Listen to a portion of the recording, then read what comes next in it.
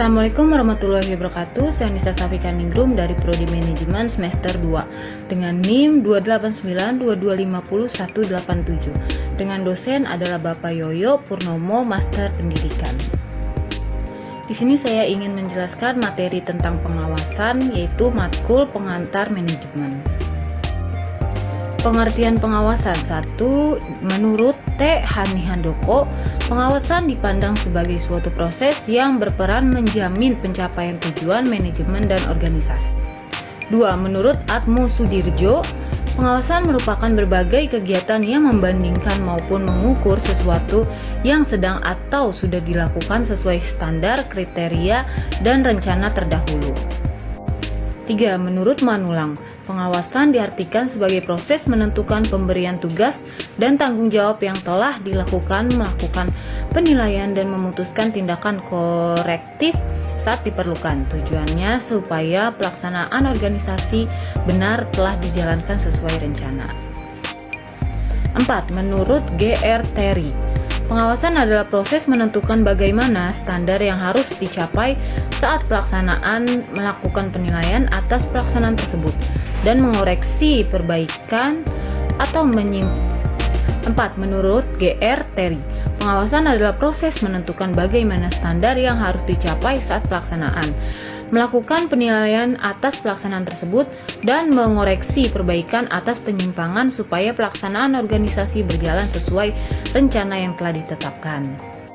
5. Menurut MC Farlan, secara singkat, pengawasan merupakan proses ketika atasan hendak mengetahui apakah hasil pelaksanaan oleh bawahan sudah dilakukan sesuai instruksi, aturan, dan perencanaan sebelumnya.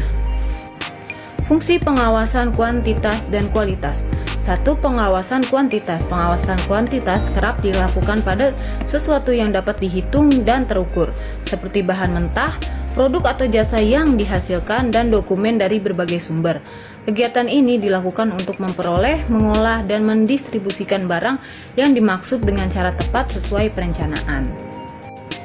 2. Pengawasan kualitas. Sementara itu, pengawasan kualitas berfungsi sebagai alat manajemen untuk memperbaiki dan mempertahankan kualitas, serta menekan jumlah produk yang tidak layak dijual. Jenis pengawasan dalam manajemen. 1. Pengawasan internal dan eksternal. 2. Pengawasan aktif dan pasif. 3. Pengawasan preventif dan represif. 4. Pengawasan kebenaran formil. Fungsi pengawasan. 1. Untuk menilai apakah setiap unit organisasi sudah menjalankan tanggung jawab sesuai aturan atau standar yang telah ditetapkan.